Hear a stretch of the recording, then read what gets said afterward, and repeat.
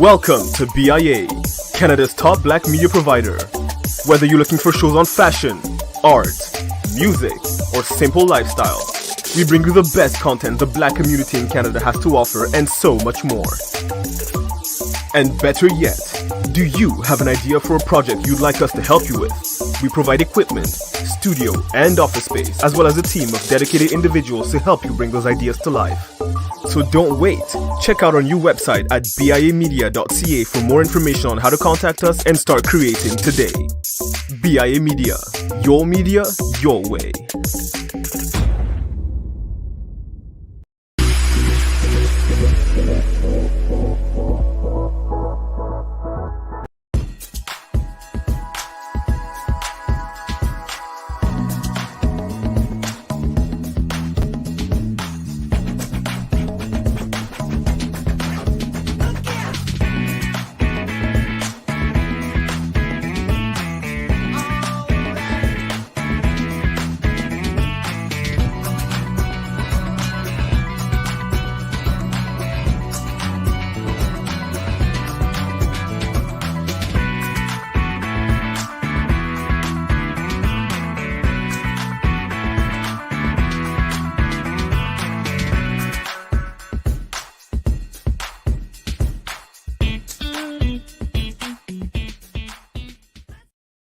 What is up, everybody? It's Dr. Vibe here, host and producer of the award-winning Dr. Vibe Show, the home of Epic Conversations.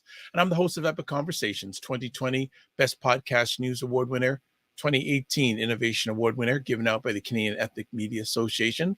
And I host the only online conversation in the world for dads and fathers that is sponsored by Dove Men Care and also co-sponsored by Dads Central, Canada's national fatherhood organization.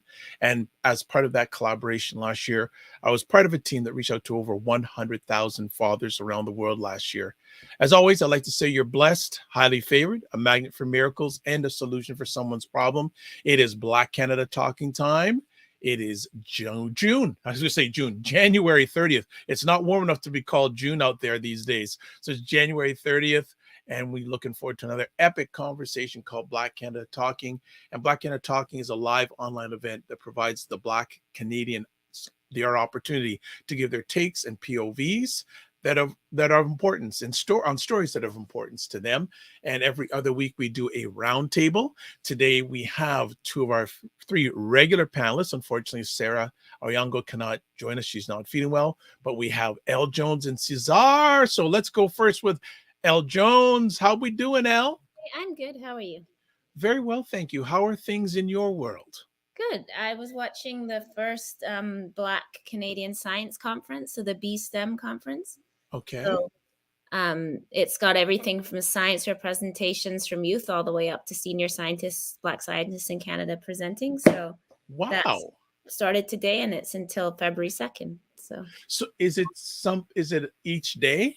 Yeah, it's every day. So wow. Today was the opening, and then there's like plenary sessions with scientists, but there's kids like science fair projects, there's young students presenting, and then keynotes from scientists and also international scientists as well. So it's the BSTEM conference, Black Excellence STEM conference. Very nice. Very nice. Any things of interest that you've caught so far? The science fair was nice. I was watching kids today, so they just had to sit in their Zoom rooms and then like present every time people came. So those kids had to work hard, and there was everything from like designing a module to manage space debris to devices that like water your plants and detect moisture in the soil, to kids designing masks with like Bluetooths, studies of the high risk of breast cancer. Like there was all kinds of stuff. How animals listen to music. So there was 12 different projects from kids from either the Imatep Legacy Project, or I forget what it's called in Toronto area, right, where they teach Black kids. So they partner Black kids up. So there was 12 projects. So it was really good. Yeah. Well, thanks to bring at least to my attention. I had no idea of this. So I'm going to have to do some researching and find out and see if I can catch some of it online in the next few days. And how's the world of education treating you? It's good. We were saying this before, we're supposed to go back in person this week, but I don't know. It's pretty good. Just teaching courses. Yeah. So I think, and correct me if I'm wrong, in our chat before we went live, your you're going to be doing it totally online for the rest of the semester? Yeah, I only have one course this semester just because just how course release works.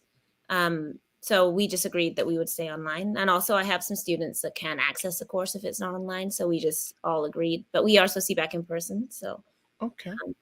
but yeah, I have some Cool. incarcerated students, so they Ah. need to hear the lecture. So if we go in person, they can't really hear it. Actually, that's a good segue. I'm having a conversation next week, and I don't know if you've heard the organization, but I'm pretty sure got two people from Keep Six. Yes. They are going to be on Black Yeah. Canada Talking next week. Have they ever communicated out to you? I know. So they do work in like workforce. So I know some of the people. So in some of the institutions. So I know some of the guys that they work with. Okay. Yeah. If you don't mind, I'd love them to introduce them to you because they need to know you. All right. Good stuff. Cesar is with us. Look at that shirt, people. Family, check that shirt out, eh? Now he's going to get up. Now he's going to give us the full look. It's in my DNA. There you go. There you go. There you go. He's in full. Cesar, how are we doing today? We're good, Dr. Vibe, Sister L, Luke, BIA Media, Black Community, Black Family Worldwide. Yeah, we're good. The year started well. Birthday this week, so 1 year older, but really just another day, another week, another month, standing up for the cause. And yeah, projects advancing, work, but most important of all, being a husband and being a father, always first. Wonderful. Fantastic. Well, let's get into our conversation. Yeah, in a few days, there's something called Black History Month. Have you heard of it before? Like, so I thought, and we'll be totally honest here, before we started live, going, what are we going to talk about? What are we going to talk about? We'll say, well, we will get to the Freedom Convoy. We will get to that. But I said, yeah, Black History Month. Yeah, it's coming up. And it's so, are any of you involved in any events? What are your thoughts coming up with Black History Month? Who'd be ready to share first? Cecile, do you want me to go first or you want to go ahead? Go ahead. Go ahead. So I need Luke, feel free to show. Basically, I will be doing the launching of Black History Month at the University of Ottawa with the Faculty of Arts in an event. The importance of celebrating Black History Month. The English session will be at 10 a.m. and the French session, la version francophone, will be at 3 p.m. You can find the link on the Faculty of Arts list of events, or basically we can probably even put it in the comments, something like that. Long story short, I think first and foremost, of course, Black History Month, and I mean, I will be saying it next week. Black History Month is not a matter of month. I don't need to say that. We know that. It's every day. And it's definitely not limited to slavery and colonization, nor is it limited to these heroes behind me or, talking about Michael Jean and Rosa Parks. There are so many figures and many of them that we do not know, but more importantly than not, Black History Month starts in the home. In the home, where there is a Black child, whether it's two Black parents, one parent is Black, the Black child is adopted, etc., etc. And when I say Black, my definition of Black is from the darkest to the mix with blonde hair and green eyes. If there's Africa in you, you Black. So really, we need to remember that. And in terms of Ottawa, there are other events that are, of course, happening, notably with Black History Ottawa as an organization. But I will be doing my part. And this is actually the first day of events with the University of Ottawa. There will be another event, more like a conference session as well, question and answer towards the end of the month of February between me and the personnel of the faculty. Okay. Elle, what events are you slated to be partaking in, if any? Because I can't make an assumption for Black History Month. I have something at Queens. I have a law thing, talks all over. I don't know. I can't even keep track of the panels, but there's like a lot of talks. So all through the month, Black Employment Month. And it's interesting you mentioned there's a lot of talk. Are we seeing more action compared to a year ago, Black History Month? Because again, well, Elle's just trying to shaking her head because obviously we're in a virtual world, which for many people may say that limits the amount of action. But Elle, you sort of like went, you nodded your head. Why did you nod your head like that? Well, no, I mean, it's just, yeah, I think it's always kind of the same, right? There's that dilemma, and people are sort of wise to it at this point, where they're sort of reluctant to invite you in February, but then that's where the funding is, right? So, so people kind of be like, oh, I feel bad. Like, I know we shouldn't have all our Black speakers in February. Like, people keep telling us this, but that's where there's like a will to have it. So you always end up with like everything anyway, even if people are aware of that. No, I mean, one of my cynical jokes is that, Black History Month is when we honor dead radical Black people while shaming the live radical Black people in our own communities, So, like, once you're safely dead, then it's all, oh, they're amazing radical. But, of course, there's all kinds of radical people being shunned in our communities, being excluded from, like, the big events, not being allowed to talk because they're troublemakers, right? So this is, of course, why some people have advocated for a different month, which is Black August, which is the revolutionary month. So Black August, which, of course, begins with Emancipation Day. So many revolutionary Black events occurred in that month, from the Nat Turner Rebellion, the Haitian Rebellion is in August, like the first enslaved people to hit the shores of Virginia, of course, in August. Many birthdays, like Du Bois's birthday, Garvey's birthday. Like, there's just so many things that happen in August. So starting in the 1970s, beginning in the prisons in San Quentin, the original BLM, which was the Black Liberation Movement, advocated for August as a month that would actually focus our minds on revolution and like the cost of that, to counter the ways that Black History Month, even in the 70s, has often become a catalog of firsts. And then kente drumming and the list of things, which isn't to like diminish it. We had to actually fight to get Black History Month, particularly in Canada. I mean, when I was growing up, and I ain't that old, and we didn't have Black History Month in Winnipeg at all. Like, there was nothing in the schools. But like, it was not recognized at all. And I'm sure they do now, but even when I was in school, like, we didn't even have it. So I'm not gonna put the whole thing down. But the issue is, of course, as usual with anything Black, the difference between observing something and recognizing it and like putting that into practice is, different. And then, of course, just like all the marketing that goes along with it, like people making t-shirts. And I guess I know people got to eat, but like, let's think carefully about what we're putting on our t-shirts, people. Like, if we're making Black History Month t-shirts, like, let's try and put people who have contributed to Black life, like, not just, like, let's try and make some judicious choices is all I'm going to say there. So yeah, I don't know. I like to think about, where I'll say the same thing on Emancipation Day. Like, where are we right now? Like, how did we get here? Who shed blood to get us here? And like, what are we supposed to be doing to bring us further? And if, things aren't concentrated on that, then I find them of limited utility to Black people. So many people call Black History Month Black Liberation Month and remind us that this is what we're supposed to be focused on, like the need for collective action and not just food, fun, and fashion, right? Like, so. I like that. Food, fun, and fashion. Cesar, talk to me. Well, I mean, Sister L is correct. I mean, I'm not going to go too deep into this because, AKA, you have to attend the presentation on Tuesday. But no, Sister L is correct. We have to be honest with ourselves that, first of all, the fact that Black History Month being February is not a discredit to its origins, but we cannot dismiss the value of what it would be like in August as well.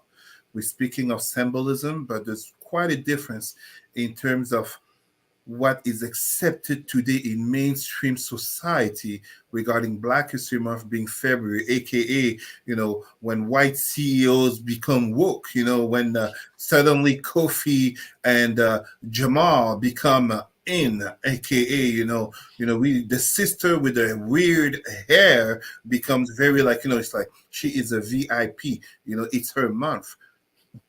And then March 1st come and you just become an N-word. So we have to be mindful of that. And also because for too many Black people, Black History Month becomes very much a performative month, even for them. But where were they before February 1st? And where are they after February 28th or 29th? Ultimately, it's not. That's why I always say, as in terms of my message, the fact that the date is given in February is little to the fact of what do Black people really do to stand up all year long, especially in their own homes. You don't get to raise the fist and scream Black History Month, and then you go back to pray to white Jesus or Arab Allah, wondering why they don't respect you. Just as at the same time, you can't be raising the fist in front of Black people, but then you go ass kissing to the white boss, to the white colleagues, to the non-Black others in order to be included, in order to fit in. It becomes a problem. And at the end of the day, even other people, they come to see it. They come to not respect us.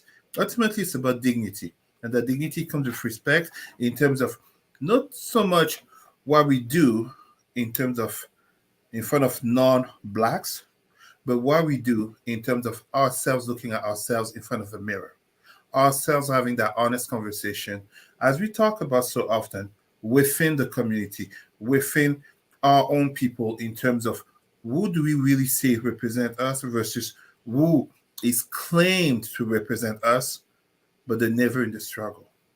They say the nice words, but they don't dare to say the truthful words.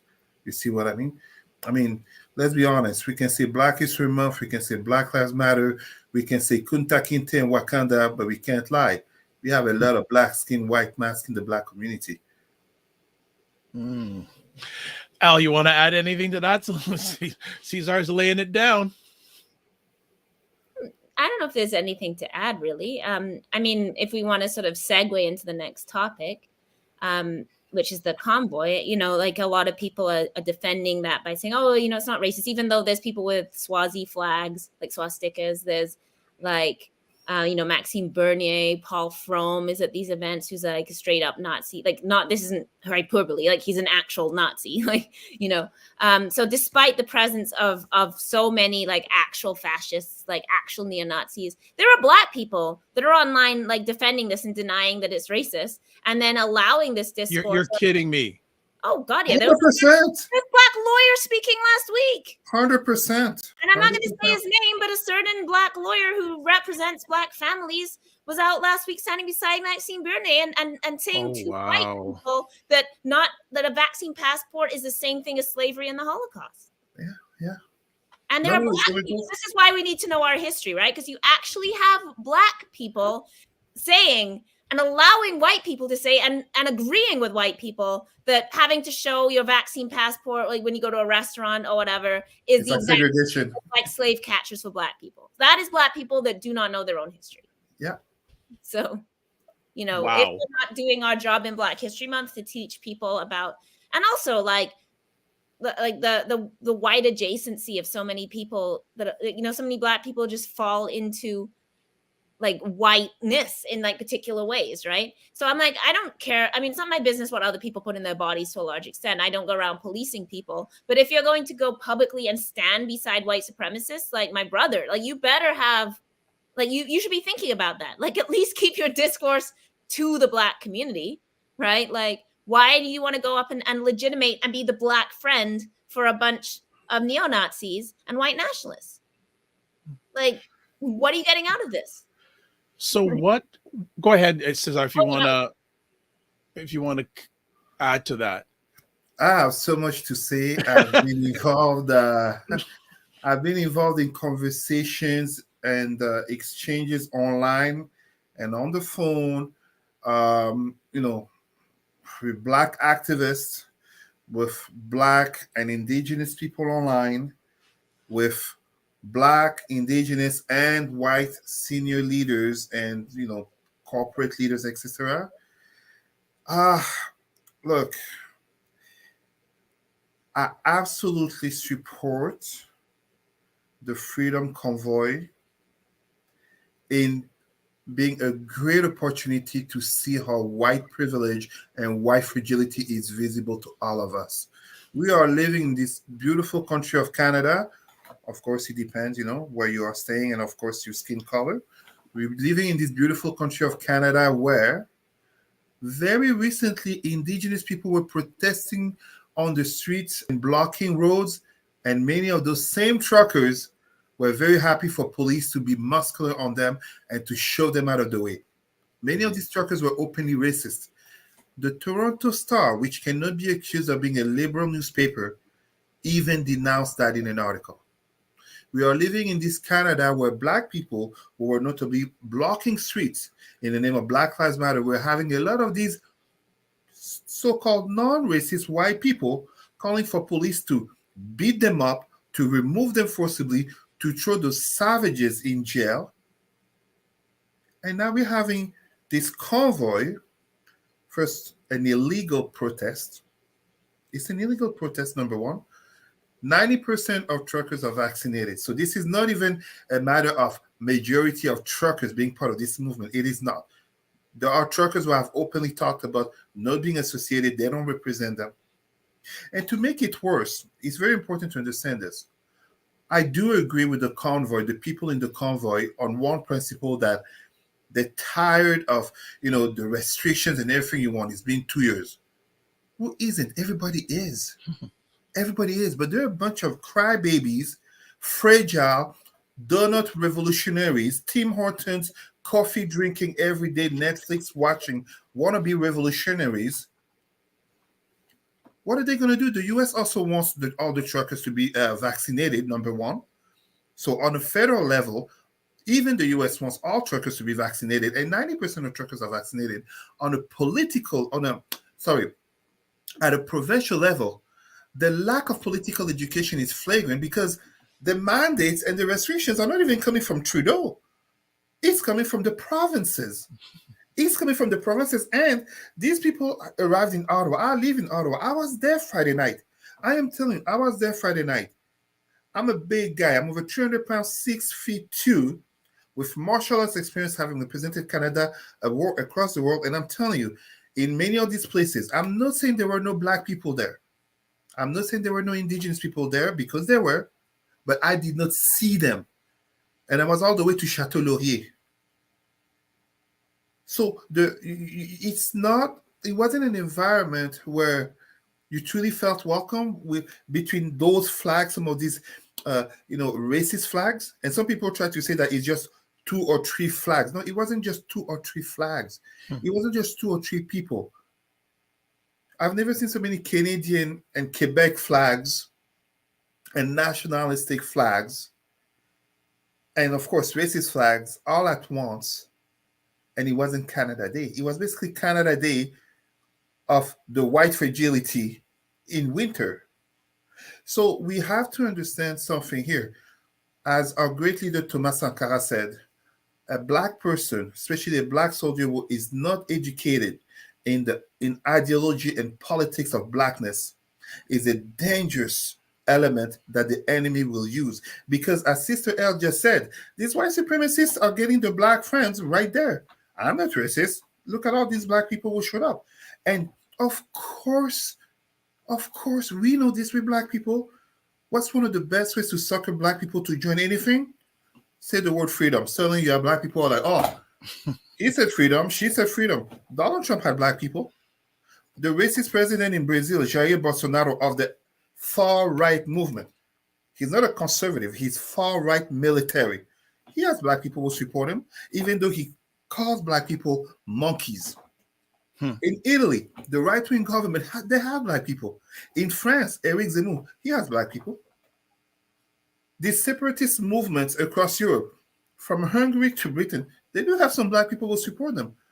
The fact of being Black doesn't mean it's so racist, but when your organizers have been proven to have racist affiliations and have had comments against Indigenous and Black people, and that in your movement, because they are correct on one thing, it is not fair to pretend the whole convoy, first of all, it's not a freedom convoy, that's some bullshit title. The convoy of these minority truckers, the fact that they have some racist elements does not mean they are all racist. 100% I agree.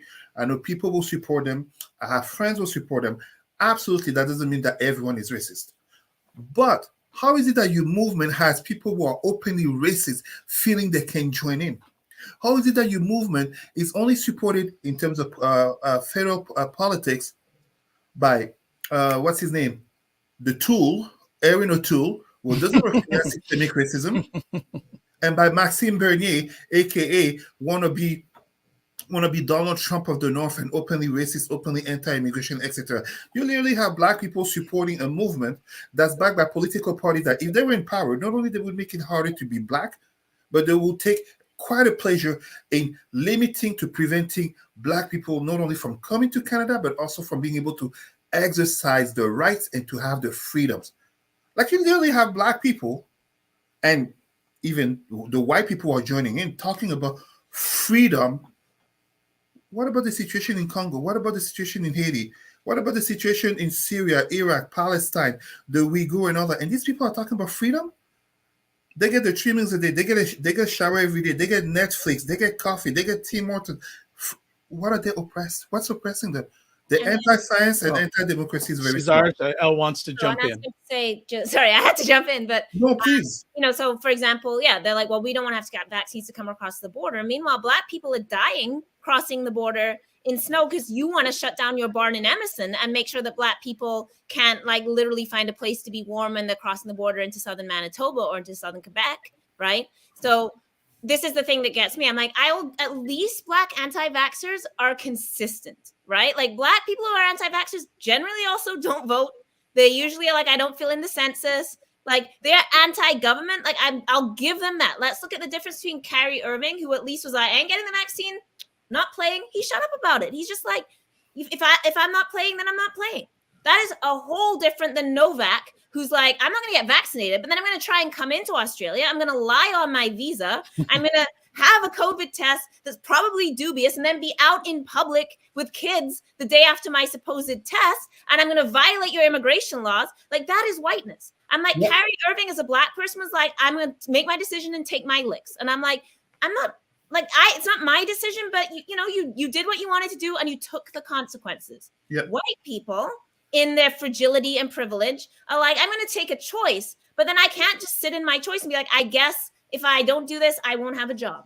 I guess I'm not crossing the border then. They're like, no, you have to change for me. And like, they don't stand with us on that though. So these same people that are bitching about the stuff now, where are they on carding? Like, you don't want to be checked. Right? Like, oh, suddenly show your, I have to go to a restaurant and show my pass. But none of these people give an SH that we're being carded. In fact, they think we should be carded. It's policing for you and not for them, which is whiteness, right? White people want us police. Carding's fine. Street checks are fine. Surveillance of our neighborhood is fine. TABIS is fine. Send the cops into our neighborhoods. But somebody tells you have to get a vaccine and suddenly it's a crisis. Then we can treat them totally differently. So we have to, look, I wrote a defunding report on defunding the police. Every Black person commits a crime, don't even live in this country. People are like, oh, they're shooting themselves in Chicago. This idiot's talking about defund the police in Halifax. Like, what about this person with a gun in Chicago? Man, that person ain't even in the country, never mind the city. But you're not supposed to denounce people in your own goddamn movement. So you can't ask white people to say, I'm not saying you're all racist, but I'm saying there's racists around you. What do Black people have to do when a Black person commits a crime or is extreme or whatever? We have to stand there and be like, oh, they don't speak for me. Every Muslim on earth has to say, oh, I'm not a terrorist. I'm not an extremist. We denounce ISIS. We denounce the Taliban. Otherwise you get associated. But white people, how dare you? Just because somebody has a swastika flag doesn't mean that I'm not even going to listen to that. And it's like, why don't you have to? Where's the moderate whites? We have to be moderate Blacks and moderate Muslims and moderate everything. Where's the moderate whites have to call this out in their movement? And then you saw the Ottawa police. See, this is why I didn't want to talk about this. Then you saw the Ottawa police. Oh, people need space to grieve and complain. And do they say that? The hypocrisy is magnificent. That's what I'm like. I will be, if you're consistent, then I might disagree with you, but I will say at least you're consistent. If you're like, I hate the government, if you're like, I don't engage with government, I don't take anything from government, and I don't think the government has the right to do this, I'm like, okay, consistent position. I can respect it as a position. That doesn't mean I agree with it, but I can at least respect that you had a principle, even if I think it's wrong-headed. But when you're like, everybody else gets to be police, I have no problem with that. No problem with border policing for Black people. No problem with border policing for Muslim people, no problem with all of this. Police, great, bring them in. I love the cops. Blue lives matter, thin blue line, all of it until it's them. Yep. And they make their little freedom convoy, and they get. Did you see how they stole food from homeless people? Absolutely. The Shepherds of Good Hope, and my God, this other place, the harassing of staff, the bullying of staff. These are the so-called convoy of, like some people online were arguing with me. This is about unity, solidarity, love, compassion, and all that. The desecration of the Terry Fox statue, the tomb of the unknown soldier, the bullying of staff at Rideau Center and Security Mall, and also Shepherds of Good Hope, etc., etc., etc. Again, oh no, those are fringe elements. Those are small numbers of people. But when it comes to any protest that involves Black people, indigenous, aka non-white identities, they get all lumped together. And if I can add something important here, look, let's be honest here. The people protesting, like I said, I do agree with them in terms of the fatigue that comes with 2 years ongoing. But this is not something exclusive to Canada. There is a selfishness of them in terms of the notion of individual rights versus public health and community living. Basically, a lot of them basically deserve to live on their own island or in the woods, but they will come back to society, but they don't want to accept the rules of society. At the same time, many of them being anti-Trudeau, anti-government, how many return the checks that Trudeau sent them because they lost their job or because they couldn't work? The hypocrisy is real. Just as at the same time, these are the same people who will expect to get the benefits or government assistance when needed. So really, it's just a hypocrisy in terms of, if the government is good to them, they'll embrace it, just like you were saying. If police is good to them, they'll embrace it. If police has to enforce rules, if healthcare has to enforce rules that they don't like, suddenly it's about freedom. Suddenly it's about their rights. Suddenly, there was one person was interviewed, he was talking about, it's about the world of tomorrow for his daughter. I'm like, what about my daughter? This white person will probably has never known anything in terms of oppression living here in Canada, and probably doesn't care or doesn't know anything in terms of the reality of Blacks, Indigenous, and doesn't have any reason to care about it in the privileges of his whiteness. Talking about the Freedom Convoy is about the world of tomorrow for his daughter. I laughed. For a lot of them, as they like to tell us Black people, why don't you just go back to Africa if you don't like it? Why don't they just go back to Europe? I mean, there are European Canadians. Let's call them what it is. Why don't they go back to Europe? Take a ship. Putin is about to invade Ukraine. Go ahead. Go fight for your ancestors. I can't even take credit for that. It's one of my friends last night who said it. The European Canadians. We need to call it what it is.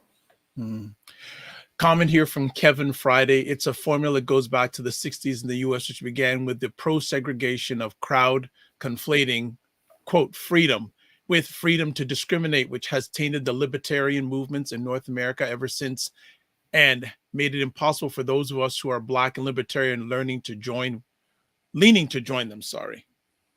This is the thing, because I actually do think that there's a critique of vaccine passports. I always think we should be careful about data.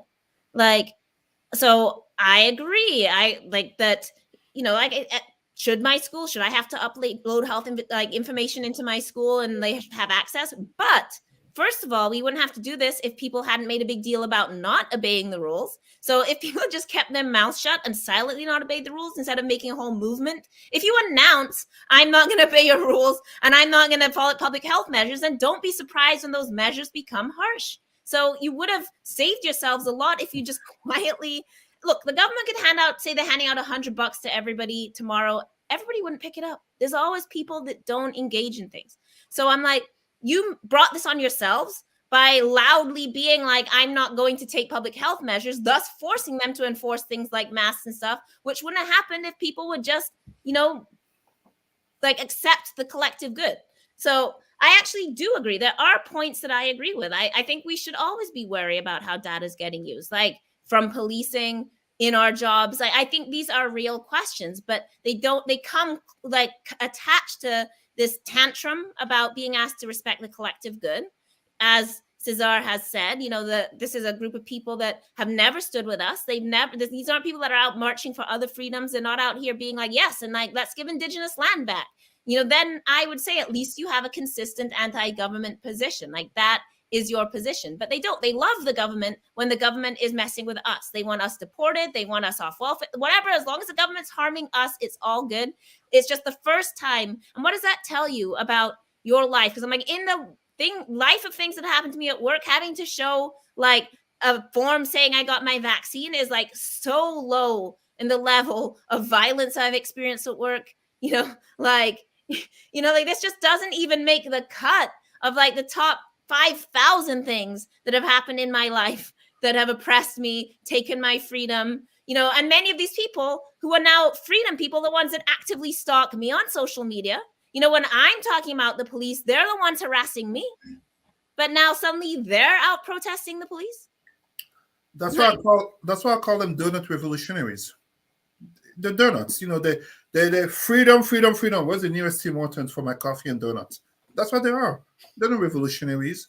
They're not standing for human rights. They claim human rights with a pathetic misunderstanding of science, which is very willful. AKA, they will lean toward conspiracy theories and half-baked truths to fit their narrative. I mean, put yourself in my place. I am a black man, and I was literally having an exchange with an indigenous woman supporting the protest, and I'm like, wait, those are the same white truckers who had no problem wanting police to beat up and arrest you people. And then in the nature of her arguments, when I ask for the source, she tells me Fox News. I can't make it up. It's written. It's on Facebook. I can't make it up. I can't argue with someone like that. I can't exchange. I'm like, no, honestly, this is too much. You literally have black people who have come at me with a logic saying, the enemy of my enemy is my friend. It's ridiculous. When you think the enemy of your enemy is your friend, you just open yourself to being stabbed in the back, because your enemy never forgets that you are the enemy. Especially in the world of white supremacy, and you claiming your enemy is those who are walking with white supremacists, from the organizers to some of the people who are there on the ground. We're not saying that all the white people who are there are racist or white supremacists. Absolutely not. As I said, I have friends who are there. I have even non-white friends who are supporting this movement. So no, not everybody who's there are white supremacists. But it would be hypocritical to pretend that there is not a problem. If your movement is a movement where white supremacists feel safe to join in, there's a fundamental problem in your movement. And when in Canada 2022, you have Maxime Bernier and Erin O'Toole supporting your movement, trust me, this is not a movement that aims for the betterment of blacks, immigrants, indigenous, etc., etc. So if you are black and indigenous and you're supporting this, you basically are contributing to the probable coming of a government that will hurt you. Luckily, the vast majority of the Canadian population is not only vaccinated, but even the Trucker National Syndicate opposes this movement. So it's such a fringe minority, but with all the actions that they're doing, I wouldn't be surprised that investigations will come and some of them will reap the benefits of the disorderly conduct. And of course, there are real issues affecting truckers, many of whom are the non-white truckers. Like there's a lot of Asian truckers. There's a lot of like South Asian truckers that have aren't getting pay, aren't getting benefits, the working conditions are really terrible. There's real things to argue with. And as Cesar said, you have 10% of people that aren't vaccinated that are taking all this media attention. Like, remember the guy in Saskatchewan with the bus that ran the stop sign and killed the bus? We're trying to deport him. Where's his justice and freedom? Stronghold. He made a mistake driving. He didn't intentionally kill people, and it was tragic. Obviously, a bunch of young people died, and that is so tragic. But he didn't drive. He wasn't YOLO driving into them. He made a driving mistake. And we're 10 years in prison, deport. Get out of the country. Want to talk about freedom? Want to talk about how he wasn't trained properly? Want to talk about how we have people doing these jobs that have to have addictions because the amount of hours there are real issues in this field from real working people, often brown, that nobody wants to talk about. And then these people get all this attention. And again, the white media treats it so different. They'll write editorials being like, they have legit issues. They never say that about us. Let us burn down a police station or steal a phone, then it's oh, we have to all denounce it. So I'm like, there's a mark, we have to they'll always say the same thing. We have to take these people seriously because like this matters to the government. So the government, there's an angry white group and this matters and their grievances and they don't have jobs on this. Like, we don't have jobs. Our youth employment rate is like, what, 4 times unemployment rate, like 4 times the average, but Black people, we don't get licensed to do whatever we want because, we're unemployed and, the industry isn't in our neighborhoods and, like this and that. So, yeah, I mean, what is infuriating is, and we said this over so we can move on, but this inconsistency in how the media treats them, in the idea that this small group of people gets treated the same as like a mass global movement of Black people, like, and gets better coverage than us.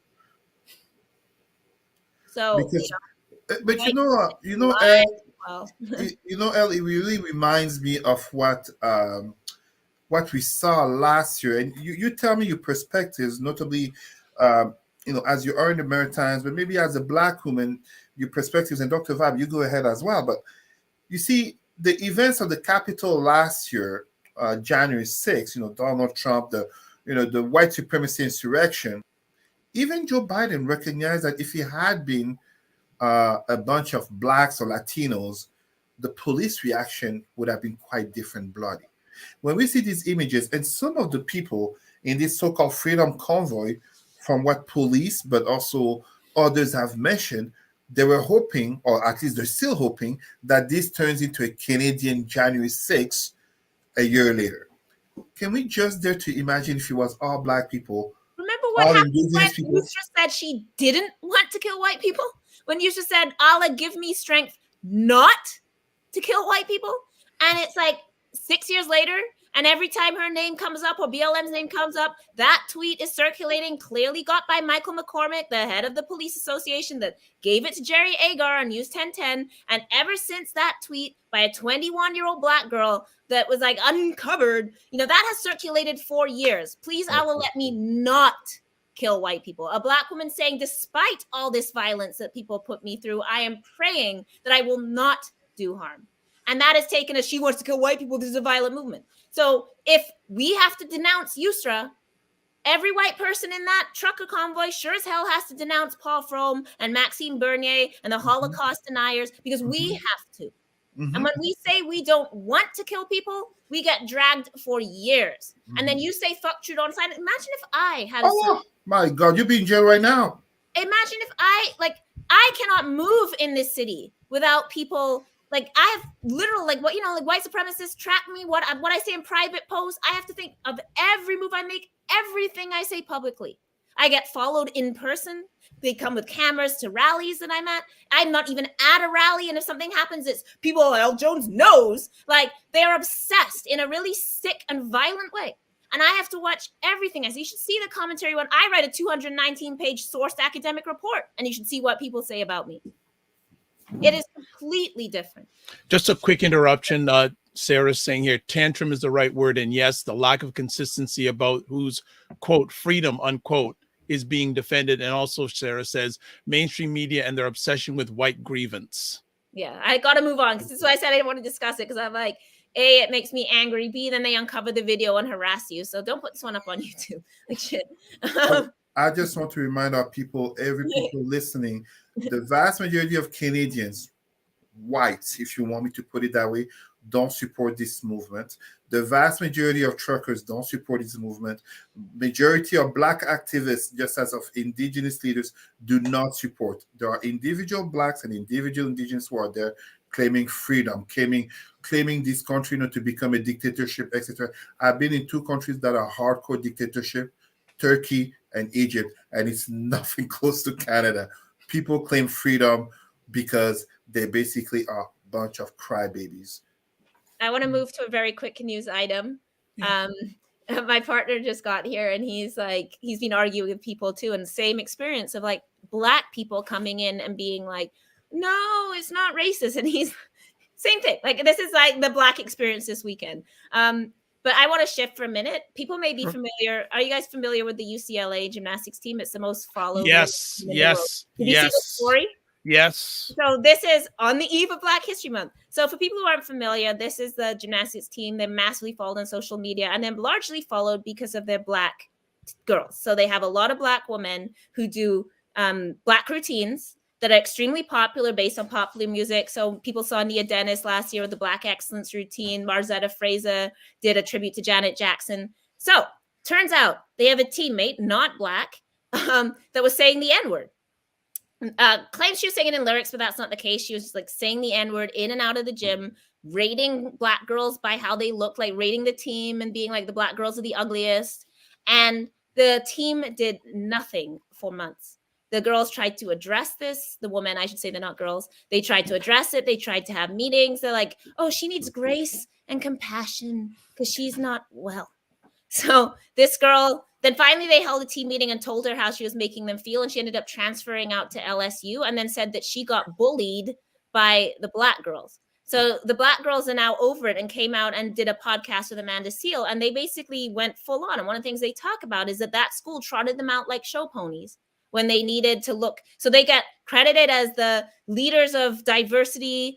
Oh, it's the most diverse sport in the NCAA. They're leading on racism. They have Black leotards. They do Black routines. This is all about the culture. And they're like, behind the scenes, you wouldn't even defend us when we were being called the N-word. And when we asked you for help, you wouldn't help us. And then when we got smeared and called bullies, when we never did anything but asked this girl to stop calling us the N-word, you guys wouldn't even make a statement and defend us. So like the Black girls aren't even traveling with the team anymore. And then, like Marzetta said, give back my awards. I don't want them. These are young, principled women. I say people go listen to this podcast. Amanda Seale's podcast with Marzetta Fraser and Sakai White. These girls air it out, and they are so brave as young women, just telling the truth about the commodification of Black talent, the commodification of Black culture. They're supposed to go up to Minneapolis on the 17th, Martin Luther King Day, and do a meet with the Minneapolis team in the city that George Floyd died, and they refused. They're like, we're not going to wear those leotards. You are not going to treat us like this. And then think that you're going to have us go to Minneapolis where George Floyd died, and you're going to trot us out, and we're going to do our little Black routines for you. They said, and they didn't go. They refused. They're like, we're not wearing those leotards. We ain't doing it. So just another example of how Black commodification, they're like, we regret giving interviews. Like we gave interviews to the school. We let them get their social media off our backs and we're done. So I just wanted to raise that issue and shout out to those young sisters who are getting all kinds of backlash, being called bullies. Oh, she just said it in a rap song. Black people say the N-word too, which isn't at all what happened. So I just wanted to raise that, and people should go check that out and support these young sisters. Respect to those sisters. Respect to them. Cesar, you wanted to add one last thing before we shut it down today about the Africa Cup of Nations? If you don't mind, Dr. Vibe, I'd like very quickly Africa Cup of Nations and the situation in Mali, very quickly. So regarding the Africa Cup of Nations, I'm not a fan of it because basically Africa has a lot of issues where money, aka public funding, needs to be spent on. However, the competition, of course, has happened. Of course, is bringing people together. Let's hope there's not going to be some Africa Cup of Nations COVID bubble, whatever it's called. But the racism, the comments towards notably Black Africans from Northern Africans in terms of talking about the conditions of the grass, the state, etc., etc. But as well, thank you so much, Sister Sarah Onyengo, the fact of some of the issues that have happened in terms of violence, but also some of the tensions that have come. And even in terms of Black people, I'm thinking Cameroonians and Ivorian fans, some of the enmities and false controversy that they create. My African friends who are listening, please, please, please do not fall for this type of tensions. And the other thing I wanted to quickly mention was the situation in Mali. There's been a coup, but is it really a coup if the government is a Western-backed government in Africa? Is it a coup when Black/Africans stand up to evict such a regime, they take power, and they decide to cut ties with France? They decide to cut ties with other African nations that are really sustained by the West, and as such, they dare to say enough of ongoing neocolonialism. Colonel Goita has my salute. He doesn't have my salute in terms of, dictatorship or etc., etc. I stand for democracy, but you cannot have democracy in neocolonialism. That is a lie that too many Western regimes want us to believe. And yes, there you go. Sister Sarah mentioned it. Burkina Faso, many African countries, there's basically a wave of African pride and Pan-Africanism that is rising in Africa. There's a new generation. These guys are young. They're in their 40s, and they're saying enough is enough. They grew up with the readings of Thomas Sankara, Patrice Lumumba, but also Malcolm X, Marcus Garvey, and they're saying enough is enough. Neocolonialism, I hope, will end in our time. Well, great way to end up the conversation. And Sarah, who is not with us physically, but chiming in with her comments and saying that kudos to the brave and principled athletes in regards to the story that Elle mentioned. She also says condolences to the lived ones of the fans who died in Cameroon. Big up the Cameroonian team also, and a coup in Burkina Faso. So, folks, that is it for today. Not a lot of topics, but we went in deep. So as always, I'd like to say thank you to both these wonderful individuals and Sarah, who's not here, for taking their time to share with us. And as always, Elle, how can people get in contact with you? Just email. I don't know. I'm not giving it out this episode. I don't know who's going to find Okay. All right. We'll leave it at that. Cesar, are you wanting to give out any contact information? First of all, allow me to salute Kevin Friday, my friend. He was actually at my place last night. He's one of the contributors to some of my comments today. But reach me on Facebook, Cesar Remy, CESAR space RIMY. And remember, Tuesday, February 1st, Black History Month, Ottawa U Faculty of Arts. The English section, the English conference is at 10 a.m. and there is a French conference at 3 p.m. All right. There it is. It's flashing on and off, but you saw it enough. So thank you to both you. As always, I am Dr. Vibe. I'm host and producer of the award-winning Dr. Vibe Show, the home of Epic Conversations, and I'm the host of Epic Conversations 2020 Best Podcast News Award winner, 2018 Innovation Award given out by the Canadian Ethnic Media Association. And I host the only online conversation in the world for dads and fathers. It's co-sponsored by Dove Men Care and Dads Central. I'd like to thank everyone who watched this live or watch it on the replay or will listen to it on the replay. As always, I close off with this. Live your life as a dream. If you can dream it, you can make it. Sometimes you have to get small to get stronger. Block assumptions, then aim bigger, aim better, aim higher, aim wider. Love, faith, and respect. Thank you to BIA Media for the production. God bless. Peace be well. Keep the faith and walk good. See you next week, everybody. Bye-bye.